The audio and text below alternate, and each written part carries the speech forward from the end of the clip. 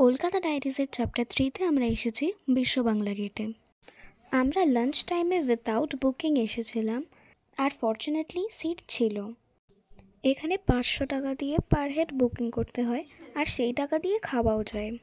মানে basically per head minimum 500 টাকা খরচা করতে হবে। কিছুক্ষণ বাইরের এই ভিউ দেখার পর আমাদের অর্ডার চলে আসলো। আমরা নিয়েছিলাম মাটন বিরিয়ানি, প্লেন রাইস, পনির বাটার মশালা, আর ডেজার্টে নিয়েছিলাম একটা ব্রাউনি আর নোলেন গুড়ের আইসক্রিম। খাবারগুলো সত্যিই খুব টেস্টি ছিল। আমার ডাব আইসক্রিম ট্রাই করারও ইচ্ছা ছিল, বাট তখন অ্যাভেলেবেল ছিল না। পনিরটা এক্সট্রা হয়ে গেছিলো, তাই জন্য ওটা পার্সেল করে বাড়ি নিয়ে এসেছি। অপোজিট সাইডে এখানে ফটো জোন এরিয়াও আছে, আর ইভেন একটা বারও আছে। আর এখান দিয়ে বাইরের সিটির যা ভিউ, সেটা তো অসাম। তাই বিশ্ব বাংলা গেটের লাঞ্চের এক্সপিরিয়েন্সটা তো ফুল পয়সা ওসুল। আর অ্যাড্রেসটা ক্যাপশন থেকে দেখে নিন।